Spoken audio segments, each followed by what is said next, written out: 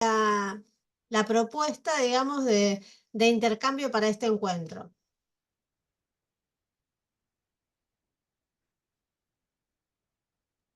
¿Alguien más quiere decir algo de qué le parecieron las preguntas en general?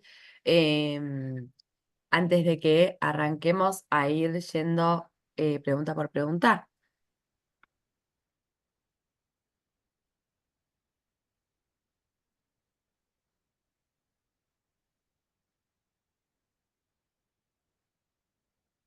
Están procesando todavía, están procesando. No, yo quería pagar y no me dieron los tiempos. ¿Puedo hacerlo después y enviar el certificado de que pagué para tener el certificado? Sí, sí, sí, eso va a ser hacia el final de la charla, eso despreocupate. Ahora, lo Ah, importante es bien. que nos enfoquemos en esto primero, que es como la propuesta que intentamos hacer para poder pensar entre todos. Bueno, todo lo que venimos trabajando en este tiempo y también futuras necesidades, ¿no?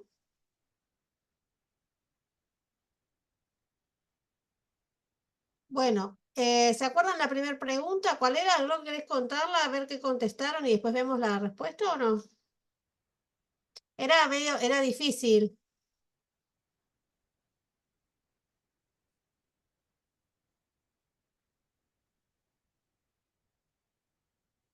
En la primera pregunta del formulario, recuerdan que nosotros lo que Pau, teníamos... es definiendo el abuso sexual en infancias y adolescencias. Básicamente es una serie de enunciados para definir el abuso sexual en infancias y adolescencias. Bien. Eh, vieron que en esos enunciados hay algunos que eran un poco... También incluían ciertos mitos, ¿verdad? Con lo cual, lo primero que queremos hacer antes de ver si estuvieron bien o mal las respuestas es poder sentarnos y situarnos en la definición de, o sea, una de las aproximaciones a definiciones de abuso sexual, porque vieron que de acuerdo al ámbito donde estemos, siempre hay como algunas cuestiones que se pueden agregar o no a la definición, pero en este recorte que hicimos, nos interesó poder centrarnos fundamentalmente en que el abuso sexual es siempre, siempre, siempre un hecho de violencia sexual contra un niño, niña o adolescente. Es una intromisión en la genitalidad adulta, en el cuerpo o en el psiquismo de la víctima. ¿Por qué? Porque no está en condiciones de entender o poder elegir y justamente también por tratarse de una relación asimétrica en donde el adulto tiene cierto poder sobre los niños, niñas y adolescentes. Esto es fundamental porque aunque vamos a ver más adelante, no todos los tipos de abuso requieren contacto físico, la intromisión de aspectos de la genitalidad y de la sexualidad adulta en el psiquismo de un niño, niño o adolescente, ya conforma lo que es una violencia sexual. La apropiación también del cuerpo y de la mente de la víctima por parte de la persona abusadora para su propio goce, sin tenerla en cuenta como sujeto, o sea, esto de también de que la persona que es víctima de violencia sexual siempre es puesto en un lugar de objeto, de goce o placer de el victimario. Y que justamente ese hecho o sucesión de muchos hechos desborda en cuanto a la capacidad de metabolización de la cantidad de sensaciones que ocurren. Siempre es un hecho disruptivo y con alta potencialidad traumatogénica. ¿Qué quiere decir esto? Que siempre que hay alguna intromisión de la sexualidad adulta en la vida de un niño, niño y adolescente, hay posibilidad de que el efecto traumático sea persistente. Lo que vamos a ir viendo y que después siempre la bibliografía y demás es que en algunos casos donde la intervención es temprana y se puede restablecer algunos órdenes psíquicos, las secuelas traumáticas son menores, ¿sí? Pero no podemos de ninguna manera desestimar la traumatogenia, es decir, la posibilidad de hacer un efecto traumático en el psiquismo de los niños, niñas y adolescentes, independientemente de la edad, pero que justamente diferente, según el tipo de la edad de los sucesos, es el tipo de lesiones psicológicas y físicas que pueden tener, ¿sí? Esto primero. Seguimos entonces con lo que sería más que nada la respuesta a las preguntas. Entonces, siempre que hablamos de abuso sexual, no necesariamente es un sinónimo de incesto porque se puede dar entre diferentes tipos de relaciones. Si bien la relación incestuosa o intrafamiliar es una de las más frecuentes y de las más difíciles de poder encontrar o ser denunciadas o develadas, no son las únicas que ocurren, ¿sí? También es importante entender que no siempre implica penetración genital y porque hay distintos tipos de abuso en donde puede ser con contacto físico o sin contacto físico.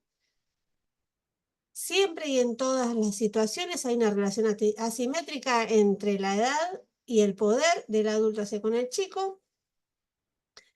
El abuso no siempre puede ser cometido tanto por varones como mujeres, no son solamente los varones.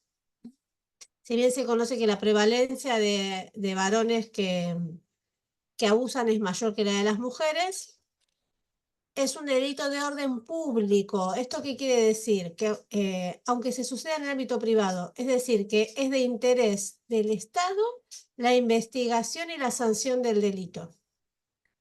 No es un sinónimo de violación, justamente porque los distintos tipos de abuso puede incluir o no el acceso carnal, que es como la violación, digamos, es una traducción de eso, una denominación de lo que es el acceso carnal, y que no siempre implica el contacto físico, porque tanto el voyeurismo como la exposición a la pornografía o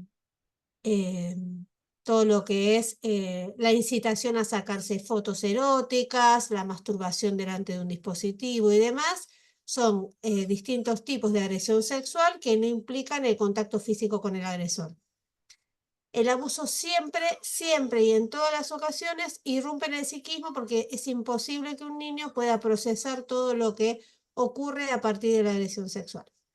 Esto fundamentalmente de la pregunta 1. ¿Algo que quieran agregar? ¿Algo que hayan pensado o que lo pensaban diferente?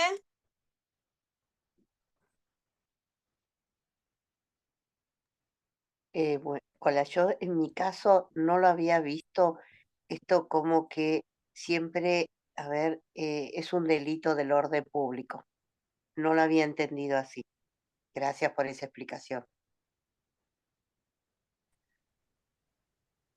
Bueno, qué interesante esto que decís, porque justamente lo que nos pasa y una de las cosas por las cuales los abusos, las agresiones sexuales no son tenidas en cuenta es porque suceden en el ámbito privado. Y en general es en un ámbito de confianza del agresor con la víctima, con lo cual no siempre es de público conocimiento, aunque sí es el orden público el encargado de investigar. Por eso ahora vamos a ver que la segunda vieron que tenía que ver más que nada con el tema de cuáles son los pasos y procedimientos que debemos seguir. Eso está vinculado con con este ítem estrictamente, y bueno, van a ver que toda la legislación es justamente para poder llevar a la sanción penal que requiere un delito de estas características, ¿sí? Así que es importante esa distinción, que sucede en el ámbito privado, pero que es de orden público y la carga pública, que se llama esto que es la intervención del Estado en defensa de los niños, niñas y adolescentes y sanción del delito, es obligatoria. Sí, profe, Sí, sería un delito que es de acción pública dependiente de instancia privada. Es decir, eh, nosotros, yo soy abogada, nosotros perfecto. necesitamos que la víctima autorice la investigación, sí, cuando son mayores, ¿no? Insta la acción penal por las lesiones, por el abuso, porque es un delito dependiente de instancia privada, ¿no? De acción Ujú. privada. Muchas veces se hace de oficio, muchas veces se levanta eso y se hace de oficio. Pero sí está medio confusa la pregunta, porque ahí por las cuestiones de acción, ¿no? O sea, yo enfocándola desde la parte jurídica. Bueno, por eso es que como justamente siempre es confuso, que nosotros lo pusimos confuso a propósito porque es Ah, confuso bien. El hecho de que se confunde que el hecho sea en el orden de lo privado de una situación, pero no necesariamente porque sea privado el delito, Claro, ¿sí? Sí, sí. claro, y además antes, cuando se denunciaba, se llamaban a los progenitores para que confirmaran y generalmente esos casos quedaban, especialmente porque la mayoría ocurre lamentablemente intrafamiliar, Claro. quedaban sin ser investigados. Hoy en día eso no importa, Es de digamos, al ser de oficio, orden sí. público se investiga igual. Sí, sí, es de oficio. Ante una denuncia, por ejemplo, no sé, de un tutor de la escuela o de lo que sea, la denuncia, ya sean lesiones o abuso sexual, después se imputa sin preguntar por supuesto, a los autores del hecho, porque serían los mismos padres o del ámbito familiar, muchas veces no dan autorización o dicen no, que no instan acción penal. Entonces se procede de oficio, se insta la acción de oficio. Así es, por eso es importante que nosotros tengamos claro, y van a ver que hay una pregunta específica de esto, que nuestra obligación profesional siempre es, aunque sea activar los protocolos para... Pero bueno, vamos, no nos spoilemos, vayamos más para Bueno, adelante. Vamos con la otra. Discúlpame, ¿puedo hacer una pregunta antes de pasar a la próxima? Sí, Porque me queda una duda con respecto al punto 3.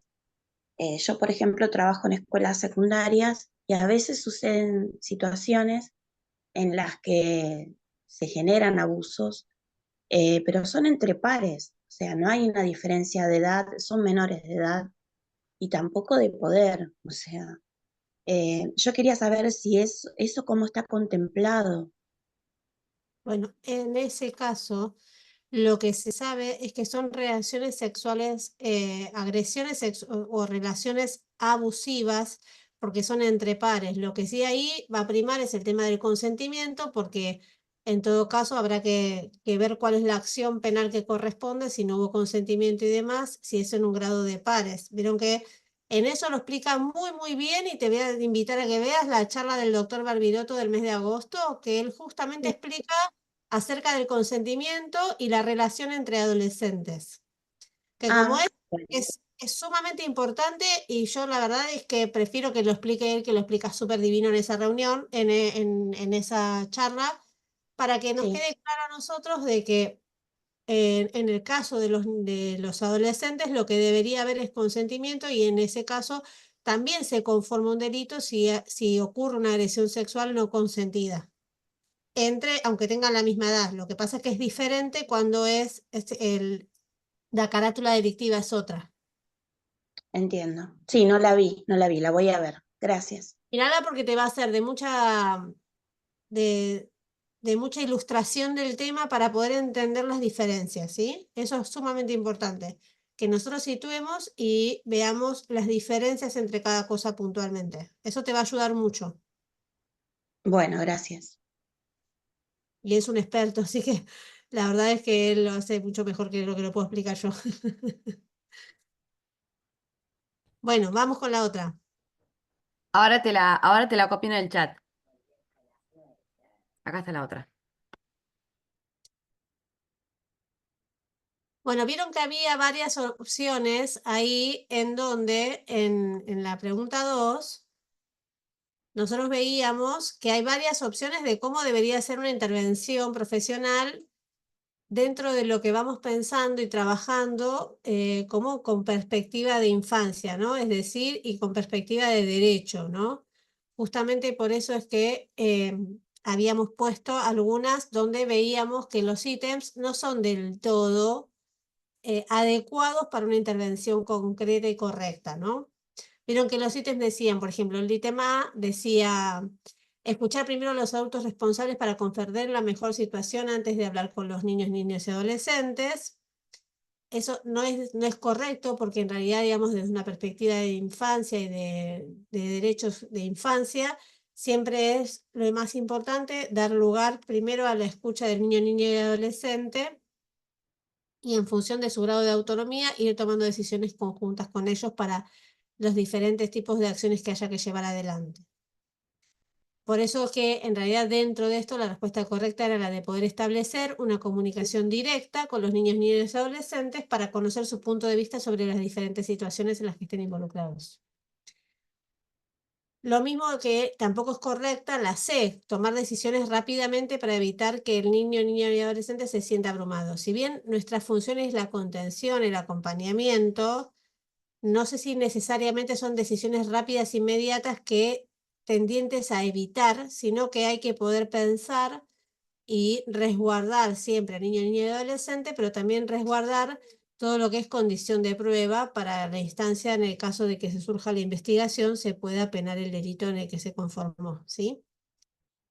La D, que era seguir un protocolo estricto sin desviarse para asegurar un tratamiento uniforme en todos los casos, no es del todo correcta justamente también en esto, porque si bien el protocolo tiene un sentido y un beneficio que hay que aplicar, hay que poder acomodar al menos la primera instancia de aplicación de cualquier protocolo a la adecuación de lo que es la comprensión y el espacio de escucha adecuado para este niño, niña y adolescente. Que el protocolo se va a tener que aplicar en función de que se pueda cumplimentar, pero que nosotros humanamente debemos siempre preservar el interés superior del niño, ¿sí? Vieron que acá en la respuesta nosotros lo que vamos diciendo justamente es que la perspectiva de infancia es una mirada que es transversal a todas las profesiones y que busca propiciar un modo de hablar con los niños, niñas y adolescentes de acuerdo con sus posibilidades, es decir, el grado de autonomía que van alcanzando a lo largo de su desarrollo, y también poder ir tomando en consideración su opinión, sentir y pensar. En este sentido, todas las intervenciones que vayamos haciendo siempre deben considerar a los niños, niñas y adolescentes como sujetos de derecho, y todos los profesionales debemos tener en cuenta que siempre que estamos frente a un niño, niña y adolescente, tenemos que tener en cuenta estos 4 grandes derechos que tenemos que tener siempre como faro en nuestras intervenciones, que es el derecho a la vida, a la sobrevivencia y al desarrollo, el interés superior del niño, es decir, siempre ir en conforme de que la legislación y las intervenciones busquen su mejor interés, que es abarcativo y justamente tiende a la preservación de todos los derechos de niños, niñas y adolescentes. El derecho a la libertad de expresión y a ser escuchado, por ende siempre por eso damos prioridad a la escucha del niño, niña y adolescente, y el derecho a no discriminación por su situación personal o lo que fuera que le ocurra. Entonces, teniendo como eje rector estos 4 principios, vamos a poder abrir espacios de escucha, de diálogo y contención que nos permitan tomar las decisiones adecuadas para la protección, ¿sí? Esto fundamentalmente tenemos que ir considerándolo en cualquier situación en la que nos toque, ¿sí? Si bien son abarcativos, no son solo, digo, son abarcativos porque no son solo respecto de las agresiones sexuales, sino como una modalidad de trabajo general. Vamos.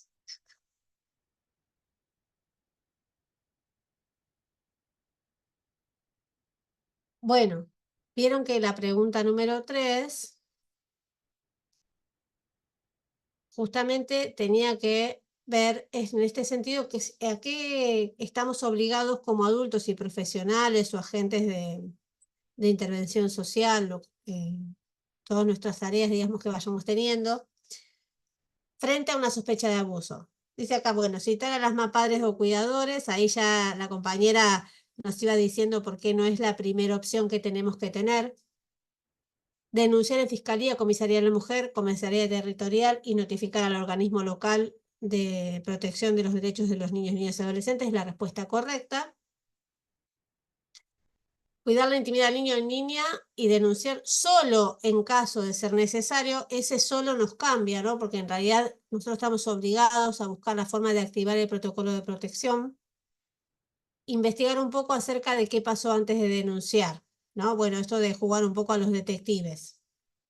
Más allá de que la curiosidad siempre nos invita a querer, no solo la curiosidad, sino también el anhelo de proteger adecuada e integralmente a las infancias, nos lleva a tomar decisiones en torno de los chicos, cómo cuidarlos. Nosotros legalmente, nuestra obligación siempre es la de activar el circuito de protección de derechos previstos por la ley 26.061 de 2005, y iniciar lo que son la denuncia administrativa. Por eso es que estamos instados a denunciar en Fiscalía, Comisaría de la Mujer o la Comisaría Territorial, o a notificar al organismo local de protección. Es importante poder tener en cuenta que el adulto tiene la obligación de iniciar el proceso de denuncia, pero que la estrategia y las acciones que vayamos a tener las deberíamos consensuar con el niño, niña y adolescente conforme a su grado de autonomía y a la voluntad de participar en el proceso. Quizás hay que hacer todo un trabajo previo para que él pueda después acompañar y sostener todo el proceso que conlleva, pero estamos obligados a iniciar, justamente por esto que hablábamos antes de que es un delito de carga pública, estamos obligados a proteger las infancias e iniciar el proceso de investigación y denuncia administrativa. Hola, buen día. Sí, me pareció importante que aclararas infancias. A mí me pasa mucho, yo trabajo con adolescentes de 18 años que no están protegidos por la ley 26061. En lo personal, este año me tocó trabajar con 3 chicas mayores de 18 años. Y cuando dicen niños, niñas y adolescentes, a veces me pongo a pensar de que tendrían que cambiar digamos, el nombre, porque no cubre a todos los adolescentes, en realidad cubre a los menores de 18, porque después de los 18 años, por más que siguen estando en situación de vulnerabilidad, ya al ser mayores de edad, digamos, de acuerdo a la legislación, ya las decisiones las toman ellos. Nosotros podemos acompañarlos en consultarles, en ver, en el acompañamiento terapéutico, en decidir si hacen la denuncia o no, porque ya escapa, digamos, de nuestras facultades hacer nosotros la denuncia, precisamente porque son mayores de edad. Yo trabajo en la escuela y lo he planteado y siempre me dicen, son mayores de edad, les corresponde a ellos decidir si denuncian o no. Entonces, cuando dicen adolescentes, a mí me hace ruido, porque la adolescencia no termina a los 18 años, sino que todavía siguen siendo vulnerables y no tienen herramientas para encarar o para enfrentar esta situación de las que son víctimas.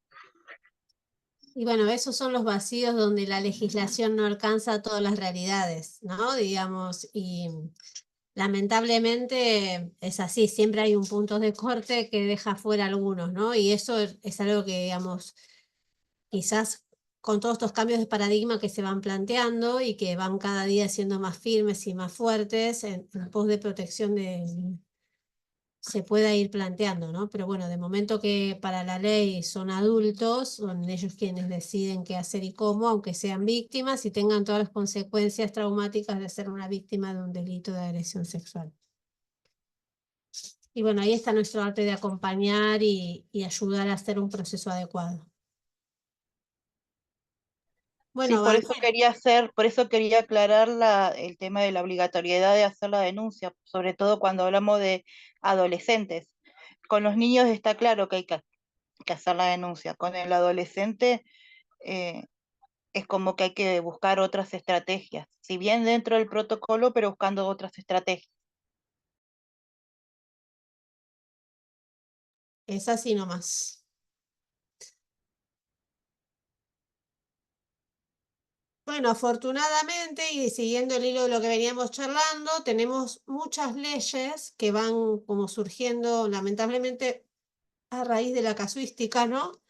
Porque la ley siempre llega tarde, no es anticipatoria, sino que es más bien reparatoria o bueno, pero bueno, al menos fueron llegando y fueron modificándose y vamos viendo que nuestra legislación en buena medida va acompañando los procesos sociales de ir pensando a los niños como sujetos de derecho y en su protección, ¿no? Digamos, el cambio de paradigma de salir de lo tutelar para lo que son la subjetivación de los niños como sujetos ha ido cambiando, así que tenemos diferentes leyes que amparan y protegen a las infancias y que acompañan justamente todos estos procesos, ¿no?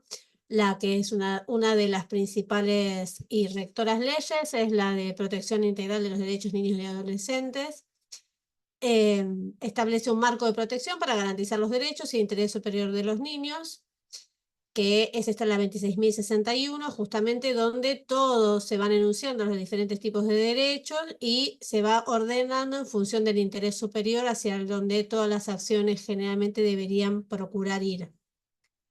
No solo en materia de agresiones, de protección frente a las agresiones sexuales, sino en una materia de mayor integralidad en el uso de los derechos de los niños, niñas y adolescentes. Después tenemos la 25.852, que es la ley Rosansky, que establece que los menores de 16 años, víctimas de delito contra la integridad sexual, solo pueden ser interrogados por especialistas mediante cámara GESEL, evitando así su revictimización. Bueno, sabemos que esto estamos en vías de desarrollo de mejorar las intervenciones con los recursos que contamos en cada lugar, pero bueno, tener una ley que al menos intenta cuidar y amparar y ofrecer un espacio diferente es mucho en función de la gravedad de estos delitos y del tipo de tratamiento que han tenido históricamente, ¿verdad? Tenemos la ley Piazza, que es de 2011, que es la 26.705, modifica el plazo de la prescripción de los delitos sexuales contra menores, calculándolo a partir de la mayoría de edad de la víctima. Bueno, esa es una ley que hay que investigar en mayor detalle porque tiene muchos condimentos que acá los abogados sabrán especificar mucho mejor. La 27.206 suspende la prescripción de los delitos sexuales contra menores hasta que la víctima cumpla la mayoría de edad y decida denunciar, es decir, que es como la imprescriptibilidad, ahí está, no me salía la palabra, que tiene que ver justamente con la posibilidad de que no obliguemos al niño o niña adolescente a denunciar mientras es menor, porque sabemos que hay una dificultad por ahí de afrontar ese efecto traumático que conllevaría el proceso judicial. Entonces se les da la ocasión de poder guardarlo hasta que cumpla la mayoría de edad y ahí decida o no si enfrentar o no el proceso penal que corresponde. Claro, profe, no es imprescriptible, sino que se empieza a contar el plazo de prescripción desde el día que alcance la mayoría de edad. Ahí está, perfecto. Eso es muy adecuado la corrección, gracias. No, de nada. Porque es como que uno se enrieda, vieron que a veces uno se enrieda, bueno. Los delitos imprescriptibles son, por ejemplo, los de lesa humanidad, humanidad. como para tirar un ejemplo. Sí, sí.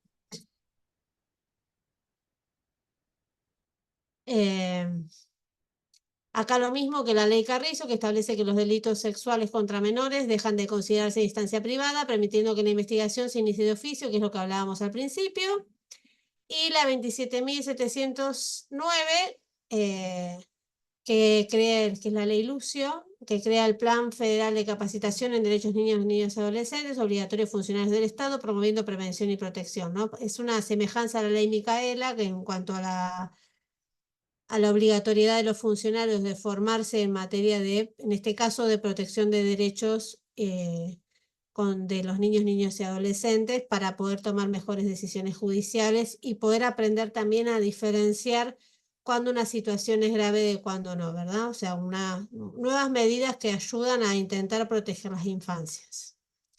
Estas y muchas, pero estas son fundamentales para la protección legal y el manejo judicial adecuado de los casos de abuso sexual infantil y adolescente.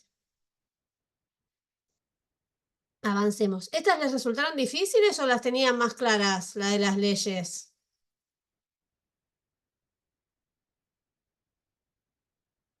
Estaba más claro, me parece. Bueno, qué suerte, porque A como mí el en lo marco legal... personal, ¿Eh? en lo personal sí, las tenía claras las de ellos. Bueno, qué bueno, porque el marco legal a veces es lo más costoso, ¿vieron? Por lo menos a mí es lo que menos me gusta. Es lo que hay que aprender. Entonces es lo que menos énfasis uno le da. Bueno, Puede vieron que ser, sí. la pregunta 5 tenía más que ver con los espacios de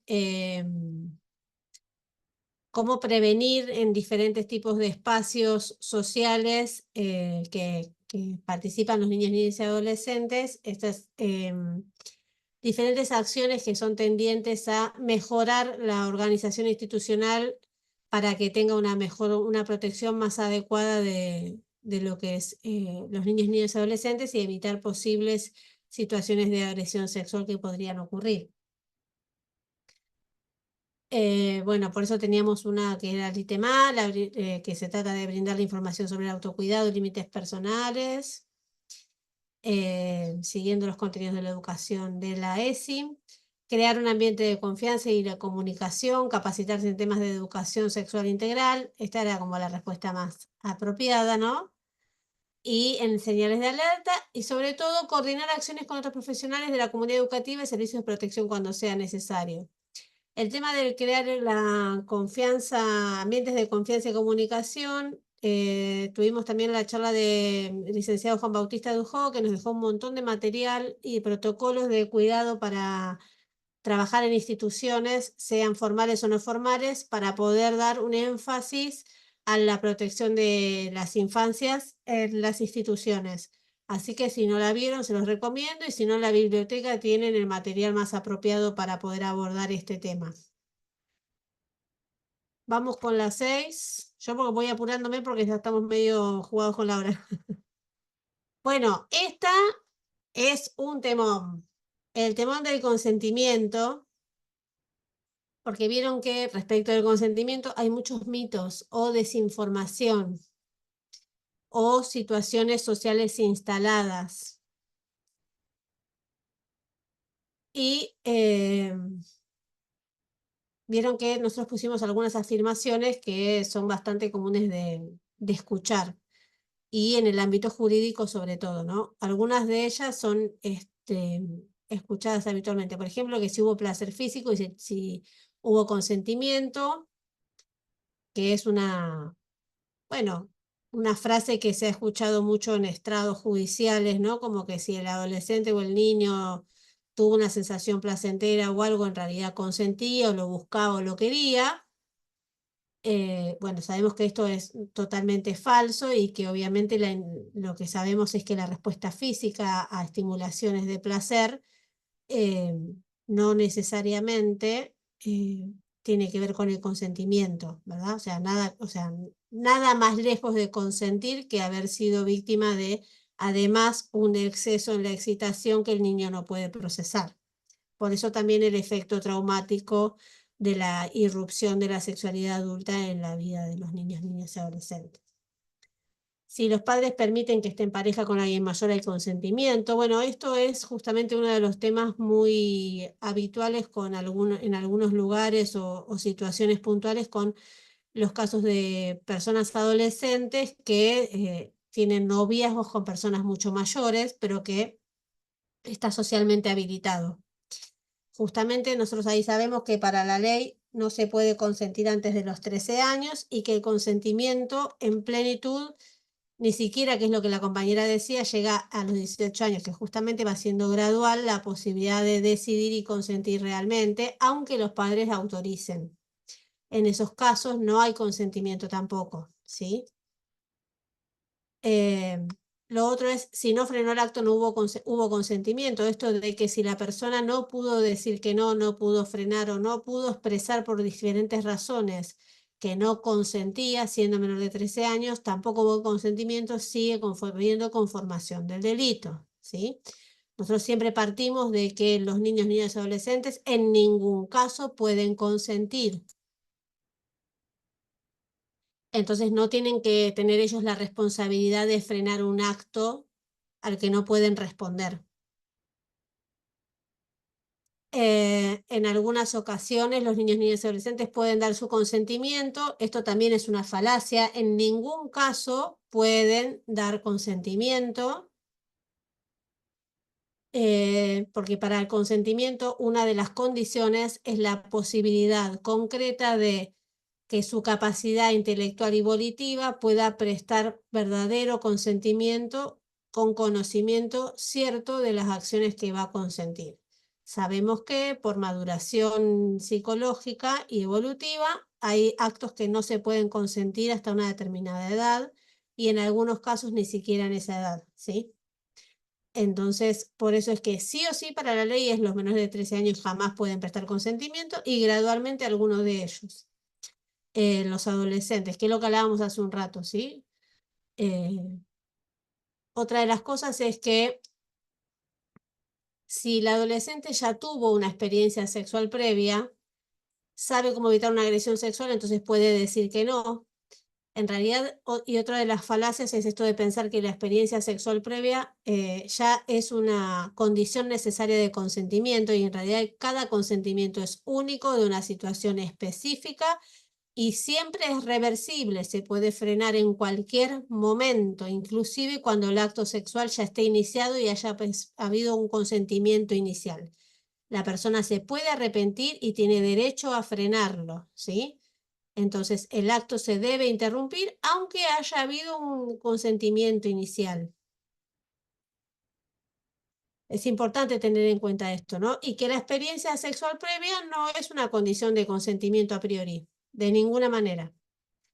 En todas estas formulaciones que tomamos, insisto con la charla del doctor Barbiroto, que realmente le explica, es sobre consentimiento y explica todas las situaciones con muchísimo detalle y precisión para que nosotros podamos como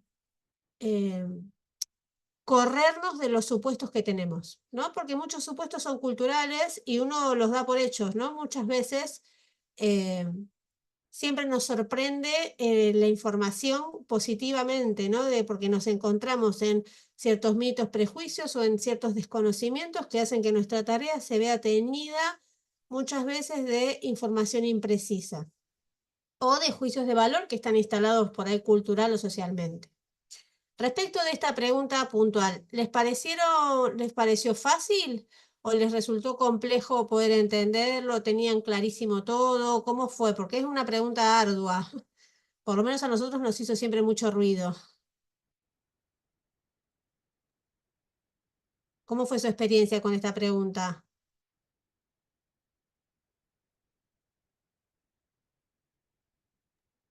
A mí me parece que era una cuestión de comprensión de la pregunta. A veces, viste, uno contesta media apurada y siempre tenés que detenerte.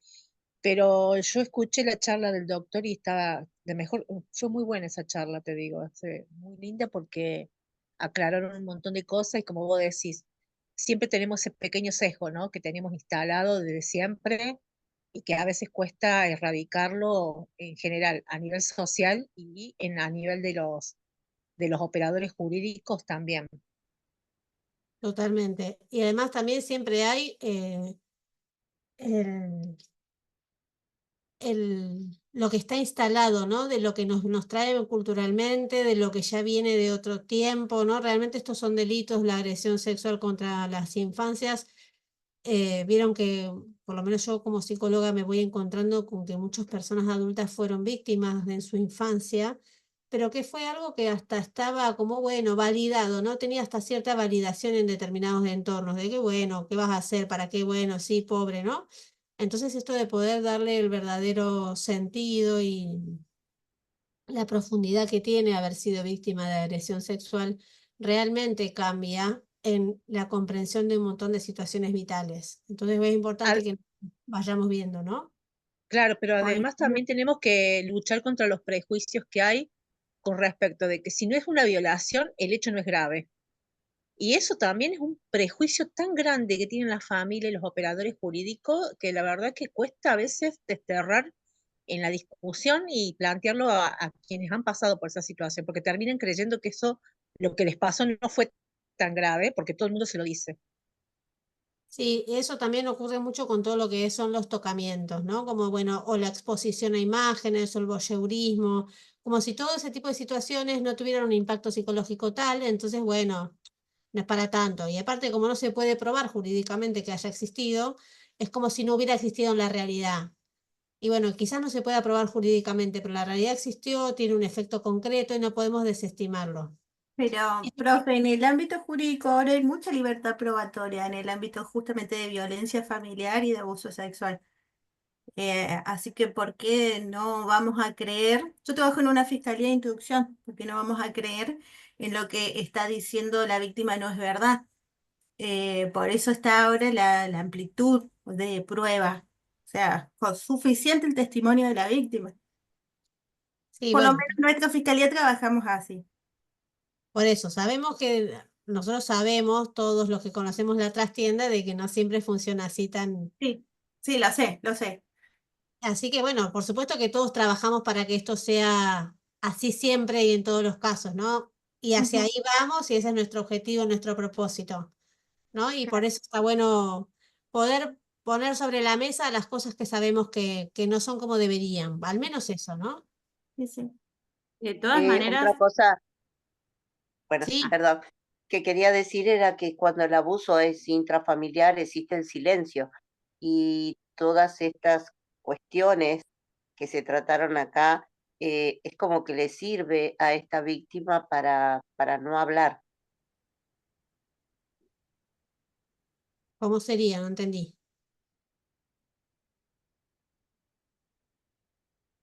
Ah, los mitos decís vos, este tipo de situaciones, este tipo de frases que es como que la víctima se va a sentir acusada, se va a sentir no tenida en cuenta, se va a tener descalificada, entonces por eso es que se sostiene el silenciamiento. ¿Eso es lo que estás diciendo? Al menos yo lo entendí así. Sí, sí, eso es lo que quise decir. Se me había apagado el micrófono, por eso no podía escuchar. Ah, no, está bien, está bien. Digo, está bueno que nos podamos comprender que a veces es tan difícil. Bueno, acá nosotros nos situamos en la diferencia en el uso de los términos, ¿no? De nuestra lingüística, que si bien el abuso sexual es como está nomenclado en la tipología jurídica y en la penalización de los actos como abuso, ¿no? Y sabemos que viene desde justamente esto, ¿no? De lo que estaba instalado socialmente. Es importante que nosotros cuando hablamos de estas situaciones hablemos siempre de agresiones sexuales. ¿Por qué? Porque agresión sexual es una terminología que refleja una mayor comprensión de que los niños, niñas y adolescentes no tienen nunca, jamás la capacidad de consentir ni de tener responsabilidad sobre las situaciones a las que son sometidos. Recordemos siempre que hay un sometimiento por asimetría en quien hace la agresión sexual. Entonces, tenemos que desterrar cualquier potencialidad de responsabilidad implícita en que los niños, niñas, adolescentes seducen, provocan, ocasionan, justifican o son responsables porque no frenaron, porque no consintieron o porque tenían una experiencia sexual previa. Es importante que nos situemos dentro de que hablamos siempre de una víctima de una agresión. Por eso es que desde la perspectiva de niñez, la palabra abuso puede implicar siempre que la víctima fue usada o que se permitió la situación, que era algo que uno puede usar, bueno, lo usé en exceso, ¿no? Digo, es tremendo esa acepción de la terminología abuso, ¿no? Es esto de, bueno, fue en exceso, ¿no? Como, bueno, si no hubiera sido en exceso, digo, entonces no hubiera sido abuso, ¿no? O sea, hay como un tema de la cuestión lingüística que verdaderamente tiene mucho que ver con esto de la imposibilidad de subjetivar a los niños, ¿no? Como que, bueno, es algo con lo que uno puede usar y que el niño está siempre sometido al adulto en todo sentido, ¿no? Entonces, la perspectiva de derecho de infancia de eso, de considerarlo sujeto de sus decisiones, de su libertad y de su autonomía, se pierde absolutamente en esta denominación. Entonces, cuando hablamos de agresión, reforzamos la idea de que son víctimas de un acto unilateral, que va contra de su voluntad y sus derechos. Y por supuesto que destaca la naturaleza violencia de esos actos y el carácter delictivo de los mismos, porque hay un goce implícito en el agresor que le conlleva la naturaleza violenta y que hay que poder al menos pensarlo así, ¿no? Digamos, después vemos si lo podemos meter preso, pero al menos tenemos que saber que es un agresor sexual, que cometió un delito y que verdaderamente lo que hizo está mal y que victimizó a una persona. La diferencia con la estructura jurídica consolidada es que el término abuso sexual se encuentra arraigado en la estructura legal, en cómo están denominadas la tipología penal, no solo en Argentina, sino en diferentes normativas y convenios internacionales, porque bueno, es como se lo fue tomando internacionalmente. Entonces tenemos que saber que en materia de la legislación lo vamos a encontrar escrito así, aunque sabemos que no se trata de ningún tipo de abuso, sino que es una agresión sexual, una violencia sexual, un delito. Es importante que nosotros hagamos como el switch mental, ¿no? Nos pone en otro lugar pensarlo así. Y nos ayuda a entender diferente a cualquier víctima que venga a escuchar, a decirnos algo de lo que pasó. No, no es lo mismo porque cuando el abuso uno hasta puede implícitamente decir, bueno, a ver si qué hubo ahí de su deseo en eso, y eso es un error. Así que es importante que nos situemos con esto. Bueno, respecto a los protocolos, son fundamentales para garantizar una respuesta integral y efectiva ante el abuso sexual de los niños, niñas y adolescentes, protegiendo los derechos y el bienestar, promoviendo su recuperación y su desarrollo saludable. El uso de los protocolos para la intervención tiene como finalidad entonces proteger los derechos, hacer una intervención que sea efectiva, prevenir la revictimización, porque cuando se hace una aplicación adecuada del protocolo no hace falta que lo interrogue uno, otro y otro, sino que una vez que se recibe el relato de la develación o la prueba que hay que salvaguardar en el caso de los médicos, ¿no? La prueba ginecológica, física y de todo lo que hay. Si se hace con el debido cuidado el uso del protocolo, sabemos que protegemos a la víctima 2 veces porque evitamos que vuelva a pasar una y otra vez por lo mismo. Y garantizamos la posibilidad de el juicio por el delito al que fue sometido. También corresponde el uso de protocolos para poder formarnos y sensibilizarnos correcta y adecuadamente en qué es lo que corresponde hacer de acuerdo a nuestra profesión o lugar de trabajo. Ofrece justamente el marco legal y normativo, que es el respaldo legal para los profesionales que actúan, ¿no? Es decir, porque también nosotros tenemos una responsabilidad en cómo accionamos frente a esa situación.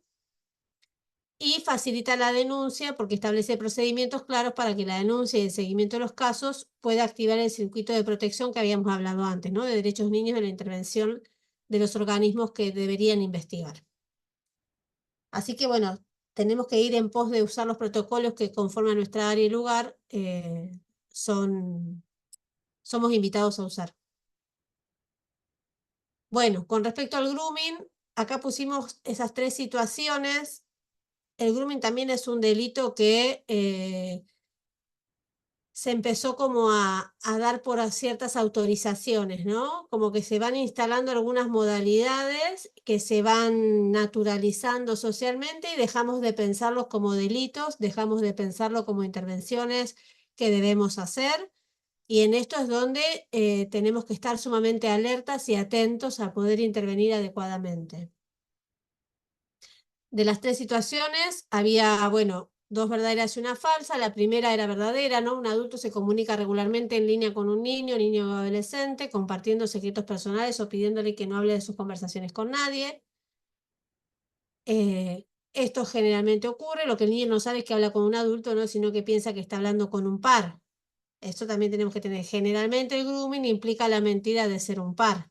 Nosotros sabemos que el groomer se disfraza de niño, niña o adolescente, conoce y explora los intereses para acercarse a la intimidad de los niños, ¿no? Y poder empezar a tener espacios de confidencialidad con ellos. En la 2, un padre le pide al hijo que mantenga sus contraseñas y redes sociales en secreto y dice que no se preocupe, que no hay razón para que nadie más vea sus conversaciones.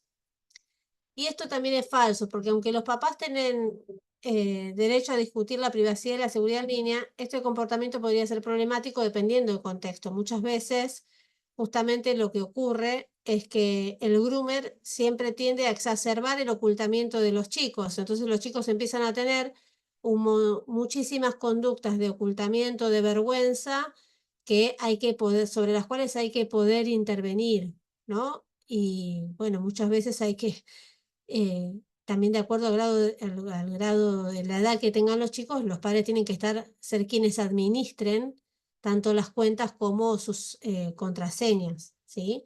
No es que ellos pueden libremente hacer uso de lo que ocurre en la tecnología, en el uso de los dispositivos. Después, bueno, un adulto que se ofrece a ayudar a un adolescente a mejorar habilidades en su videojuego. Esto es muy común en los juegos online, en diferentes tipos de plataformas donde los chicos juegan conectados y dialogan con otros. Y claro, después de algunas semanas comienza a haber comentarios de lo atractiva que es, de qué buen amigo que sos, ¿no? Siempre empiezan como con una cosa de situar o simular algún tipo de amistad o acercamiento, en donde los chicos empiezan a soltar su intimidad, a charlar acerca de la escuela que van y a dar datos respecto a su privacidad hasta que en algún momento cambien de dispositivo, salen de la charla en el Roblox y pasan a los dispositivos personales que muchos de los niños y adolescentes usan, ¿no? Y se comunican por WhatsApp, por Discord o cualquier otra plataforma de comunicación, o Snapchat. En esto tenemos que poder nosotros estar muy atentos. Y por último, la 10 que nos decían que no sabían qué era. Bueno, el backlash es justamente esta respuesta ideológica basada en valores patriarcales que surge como reacción a los avances contra el abuso sexual contra niños, niñas y adolescentes y la violencia de género. Se trata de falsas denuncias o denuncias a los profesionales que intervienen en los casos. Se busca siempre descalificar y desacreditar tanto la denuncia, y para desacreditar la denuncia lo que se hace es desacreditar al denunciante o al profesional que evidenció la situación y denunció o intervino para sostener la denuncia con las diferentes pruebas, ¿sí? También se suele denunciar a los servicios de apoyo a las víctimas o a los profesionales que trabajan en la temática. Es una práctica bastante frecuente y que tiene como finalidad justamente desacreditar el valor de la denuncia, desacreditando al denunciante, ¿no? Si el denunciante no es lo suficientemente idóneo, si no es lo suficientemente apto, si no es lo suficientemente hábil, si no tiene suficiente conocimiento, bueno, en realidad la denuncia no es tal. Y Por eso guarda que generalmente los que denuncian a los profesionales son personas que tienen dinero, ¿no? Los denunciados que tienen recursos económicos. Nosotros tuvimos una compañera que es psicóloga, que fue denunciado, fue una de las 60 profesionales que hay en el país denunciado, y le generó un estrés postraumático a ella también, haber sido denunciada. Tuvo un tiempo hasta que el colegio de psicólogos también la había sancionado, le sacó la matrícula provisoriamente. Estuvo 6 meses, tuvo que buscarse un abogado, hasta que se lo volvieron a restituir y vieron que efectivamente ya había hecho un buen trabajo, pero mientras tanto el daño que hizo, le hizo a ella en lo personal y después a nosotros, porque en ese periodo que ella no pudo trabajar, muchos niños necesitaron asistencia y ella no la pudo brindar. Y eso también repercutió a nivel social porque muchos profesionales en la zona nuestra nos cuesta mucho conseguir psicólogo en niñas y sobre todo en estas temáticas. Decidieron no seguir trabajando la temática de violencia sexual en las infancias por el tema de tener miedo a que terminar ser denunciado. Entonces realmente es un nivel de violencia, el backlash, que realmente es terrible. Ahí lo describiste bien, eso es lo que suele pasar. Justamente lo que hay que saber es, por eso es importante que nosotros estemos suficientemente informados para que toda nuestra práctica tenga el sustento técnico, teórico y legal que requiere, que es la forma de defendernos. Digamos, lamentablemente tuvo que pasar por una situación crítica y traumática esta colega, pero que en realidad, digamos, salió airosa porque conocía su trabajo y sabía lo que hacía y se pudo probar que estaba bien hecho lo que ella hacía. Por eso es importante que nuestra forma de protegernos es conocer la legislación, formarnos adecuadamente, asesorarnos debidamente en cada caso y, bueno, confiar que nuestra práctica está sostenida en nuestro conocimiento, en el marco legal, ¿no? Siempre es dentro de la ley, lo que la ley nos permite, ordena y acompaña. Siempre dentro del marco legal estamos protegidos. Porque es trabajar dentro de lo que la ley permite, obliga o, bueno, o nos ordena, es como la mejor defensa que podemos tener, lo mismo que el conocimiento y la idoneidad profesional en las intervenciones para estos casos, ¿no? Por eso nos parece tan importante a nosotros estos espacios de encuentro, de diálogo, de poder pensar y repensar una y otra vez las diferentes situaciones, ¿no? Así que bueno, nada, queremos... Karina, gracias por traer este caso, porque mismo nos ha pasado, y capaz después te podemos contactar, porque nos ha pasado de buscar abogados que vengan a hablar de esto, y ni siquiera los abogados están formados lo suficiente como para poder defender a estos profesionales. Entonces, mismo a nosotros nos costó encontrar quien venga a hablar de esto, así que después, si no te contactamos para ver si nos podés contactar con quien haya apoyado a tu compañera. Bueno, hasta acá el trabajo de todo el año. Esperamos que, no sé cómo les resultó, bueno, este encuentro que fue diferente, ¿no? Como fue un poco de un intercambio del recorrido que cada uno fuimos haciendo. Y bueno, nos gustaría si brevemente pueden hacer una devolución o una expresión de cómo estuvo este encuentro, que tuvo unas características diferentes a los que tenemos habitualmente. Pero que pensamos que nos parecía importante el intercambio y que podamos como hacer también un feedback, ¿no? Entre nosotros y una autoevaluación de cómo venimos. Yo quiero agradecer inmensamente desde que comencé a seguirlos hace unos años, a leer sus libros, y la verdad que aprendí mucho de un tema que desconocía y que ahora me abruma saber que hay tantos casos. Bueno, lo puse ahí, empecé mi tesina, recién voy por el plan, eh, sobre el tema, porque es un tema que me ha movilizado mucho y ustedes siempre, siempre, como hoy, me dan muchísimas herramientas para seguir investigando, para poner algo en mi profesión de acompañante terapéutica, pronto licenciada, y poder ayudar a tantas víctimas y ofrecer todo el conocimiento que ustedes y desde otro espacio pueda encontrar para poder brindar lo mejor a estas víctimas.